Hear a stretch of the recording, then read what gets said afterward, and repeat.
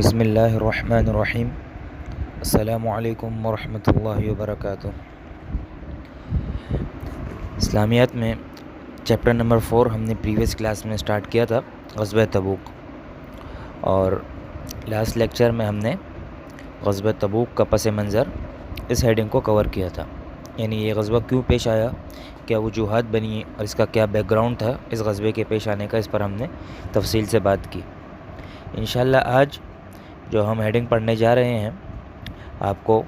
Screen پہ نظر بھی آ رہی ہوگی، مسلمانوں کا تاریخی مالی ایثار، یہاں سے سٹارٹ کریں گے۔ یعنی کہ اس غزوے میں مسلمانوں نے جو اپنا مالی جذبہ دکھایا اور جو جانی قربانیوں کے ساتھ ساتھ مال کا نذرانہ پیش کیا، اس کی تاریخی مثال پوری تاریخ کی کسی بھی غزوات میں نہیں ملتی، تو اس کی مکمل تفصیل انشاءاللہ آج آپ کے سامنے آئے گی۔ دیکھیں، جب حضور صلی اللہ علیہ وسلم نے مسلمانوں میں مالی جہاد کا اعلان کیا اور حضرت علی رضی اللہ عنہ کو مدینہ منورہ کا امیر مقرر فرمایا اور حکم دیا کہ جس کے پاس بھی اپنی سواری ہے وہ ساتھ لے، کیونکہ فاصلہ بہت لمبا تھا، یہ بھی اعلان فرمایا کہ غزوے کے اخراجات کے لیے مالی قربانی بھی پیش کریں۔ ٹھیک ہے، یعنی جب مسلمانوں نے جو ہے جہاد کے لیے تیاری شروع کی اور تبوک کے مقام پر جانا تھا جو کہ مدینہ منورہ سے کافی دور تھا، جیسے کہ آپ نے پڑھا بھی، مدینہ منورہ سے تقریباً 500 کلومیٹر کی مسافت پر واقع تھا، تو ظاہر جانے کے لیے سواریاں وغیرہ کی بھی ضرورت تھی، تو آپ صلی اللہ علیہ وسلم نے حکم دیا کہ جس کے پاس اپنی سواری ہے وہ ساتھ لے لے، کیونکہ فاصلہ جو ہے تبوک کا بہت دور ہے۔ اور یہ بھی فرمایا کہ چونکہ گرمی کا زمانہ تھا اور درمیان میں اخراجات وغیرہ پیش آئیں گے، اسی لیے تمام مسلمان جو ہے مالی طور پر بھی امداد اور تعاون میں خوب بڑھ چڑھ کر حصہ لیں۔ دیکھیں، یہ اعلان سن کر حضرت ابوبکر صدیق رضی اللہ عنہ اپنے گھر کا سارا سامان لا کر آقا صلی اللہ علیہ وسلم کی خدمت میں حاضر ہوئے۔ حضرت عمر فاروق رضی اللہ عنہ نے اپنے گھر کا آدھا سامان پیش کر دیا۔ حضرت عثمان غنی رضی اللہ عنہ جو بہت زیادہ امیر تھے، انہوں نے 900 اونٹ، 100 گھوڑے، 200 اوقیہ یعنی 29.5 کلو چاندی اور 1000 دینار اللہ تعالیٰ کی راہ میں پیش کر دیے۔ اس موقع پر حضور صلی اللہ علیہ وسلم نے حضرت عثمان رضی اللہ عنہ کے اس عمل سے بہت خوش ہوئے اور ان کی بہت تعریف فرمائی۔ ایک غریب صحابی حضرت ابو عقیل انصاری رضی اللہ عنہ جو کنویں سے پانی کھینچ کر مزدوری میں 4 کلو کھجوریں لے کر گزارا کرتے تھے، انہوں نے ایک دن کی مزدوری میں جو کھجوریں ان کو ملی، ان میں سے آدھی گھر والوں کو دے کر باقی سب اللہ تعالیٰ کی راہ میں اللہ تعالیٰ کے رسول صلی اللہ علیہ وسلم کی خدمت میں پیش کر دی۔ اللہ تعالیٰ کے رسول صلی اللہ علیہ وسلم کو ان کی یہ ادا اتنی پسند آئی کہ آپ نے حکم دیا کہ ان کھجوروں کو مال کے سارے ڈھیر پر بکھیر دیا جائے۔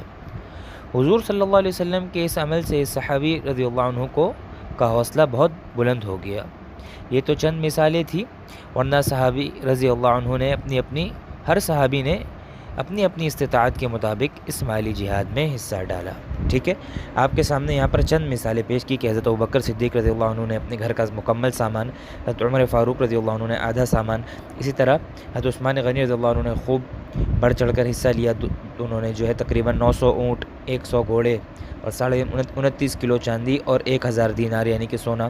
اور اسی طرح ابو عقیل انصاری کا مشہور واقعہ ہے کہ انہوں نے یعنی ایک غریب صحابی تھے، اس کے باوجود انہوں نے اپنی مزدوری کا آدھا سامان گھر والوں کو دے کر اور آدھا اللہ کی راہ میں پیش کیا، تو ان کا یہ عمل حضور صلی اللہ علیہ وسلم کو اتنا پسند آیا کہ جتنا مال جمع ہوا تھا ان تمام مال پر آپ صلی اللہ علیہ وسلم نے ان کی کھجوریں بکھیر دی، جس سے ان صحابی کا مزید حوصلہ بلند ہوا۔ اس کے علاوہ بھی مختلف صحابہ نے مختلف طور پر اپنی اپنی استطاعت اور حیثیت کے مطابق اس غزوے میں خوب امدادی اور مالی تعاون پیش کیا۔ دیکھیں، مسلمانوں کا 30,000 کا یہ عظیم لشکر تقریباً 14 دنوں کے بعد تبوک کے میدان میں پہنچا۔ راستے میں سخت گرمی کی وجہ سے لشکر اور جانور بہت ہلکان ہوئے، لیکن حضور صلی اللہ علیہ وسلم کی بابرکت دعا سے بارش ہوئی، جس سے سارے مسلمان خوش ہو گئے۔ یعنی کہ اس میں آیا کہ مسلمانوں کا جو اس میں 30,000 کا لشکر 14 دن جو ہے طے کرنے کے بعد تبوک کے میدان میں پہنچا، اور راستے میں سخت گرمی کی وجہ سے لشکر اور جانور بہت ہلکان ہوئے۔ ہلکان کے معنی آتے ہیں تھک جانا، یعنی لشکر والے اور جانور بھی بہت تھک چکے تھے کیونکہ گرمی کا زمانہ تھا اس وقت، لیکن حضور صلی اللہ علیہ وسلم نے دعا کی تو بارش ہو گئی اور جس سے مسلمان بہت خوش ہو گئے۔ دیکھیں آگے، مسلمان 20 دن تک نصارہ کا انتظار کرتے رہے، لیکن مسلمانوں کی اس جانفشانی اور جد و جہد کو دیکھ کر ان پر ایسا رعب طاری ہوا کہ انہوں نے جنگ کا ارادہ ہی ختم کر لیا۔ یعنی مسلمانوں کی اس عظیم قربانی اور اس عظیم جد و جہد کو دیکھ کر روم کا بادشاہ ہرقل، اس پر ایسا رعب طاری ہوا کہ وہ جو جنگ کا لشکر تیار کر رہا تھا اور مسلمانوں کے خلاف حکمت عملی کر رہا تھا، اس پر ایسا رعب طاری ہوا کہ اس نے جنگ کا ارادہ ہی ختم کر لیا اور وہ مسلمانوں کے خلاف جنگ کے لیے آیا ہی نہیں۔ یعنی اس نے جنگ شروع ہونے سے پہلے ہی سرنڈر کر دیا اور جنگ کی نوبت ہی نہیں آئی، بلکہ بغیر جنگ کیے ہوئے مسلمان فتح یاب ہو کر اور اپنا لوہا منوا کر جو ہے خوشی خوشی واپس آ گئے۔ دیکھیں حضور صلی اللہ علیہ وسلم تقریباً 50 دنوں کے بعد لشکر کو بغیر جنگ کیے فتح یاب ہو کر واپس مدینہ منورہ پہنچے۔ اس آمد کی مسلمانوں کو اتنی خوشی ہوئی کہ انہوں نے لشکر کا ویسے ہی استقبال کیا جیسا انہوں نے حضور صلی اللہ علیہ وسلم کی ہجرت کے موقع پر کیا تھا۔ ٹھیک ہے، نتائج اس غزوے سے اطراف کے تمام کفار کے دلوں پر مسلمانوں کی جافشانی اور جد و جہد کی وجہ سے رعب طاری ہو گیا۔ آس پاس کے کچھ قبیلوں نے مسلمانوں سے صلح کر لی۔ اس غزوے سے مسلمانوں کے حوصلے اور بلند ہو گئے۔ یعنی جب دیگر قبائل اور دیگر کفار کو پتہ چلا کہ مسلمان اس طرح غزوے کے لیے گئے تھے اور نصارہ ان کے خلاف نہیں آئے بلکہ ان پر ایک رعب طاری ہوا اور انہوں نے اپنا قدم پیچھے کر لیا، تو اس سے اور قبیلوں والوں پر بھی ایک قسم کی رعب اور خوف طاری ہوا۔ یا تو پھر انہوں نے مسلمانوں سے صلح کر لی، یا پھر وہ مسلمان ہو گئے، یا پھر مسلمانوں کے خلاف بولنے سے اور جنگ وغیرہ کرنے سے پیچھے ہٹ گئے، جس سے مسلمانوں کے حوصلے مزید بلند ہو گئے۔ ٹھیک ہے، تو یہ آپ کا الحمدللہ چیپٹر نمبر 4 بھی کمپلیٹ ہو گیا۔ آگے دیکھیں سبق کا خلاصہ، پورے ایک سبق کا نچوڑ اور خلاصہ آپ کے سامنے ایک دفعہ ذکر کریں گے پوائنٹس کی صورت میں۔ نمبر 1، روم کے شہنشاہ نے جب مسلمانوں کی بڑھتی ہوئی طاقت و قوت کو دیکھا تو اس نے مسلمانوں کو کچلنے کے لیے ایک بڑا لشکر تیار کرنا شروع کیا۔ ٹھیک ہے، یہ تبوک کے پس منظر میں یہ بات ہم نے پڑھی۔ نمبر 2، 9 ہجری میں حضور صلی اللہ علیہ وسلم نے 30,000 کا لشکر لے کر مدینے سے 500 کلومیٹر دور تبوک میں 20 دن تک پڑاؤ ڈالا۔ ٹھیک ہے، 20 دن تک انتظار کیا، لیکن جب وہ نہیں آئے تو پھر مسلمان فتح یاب ہو کر واپس آ گئے۔ نمبر 3،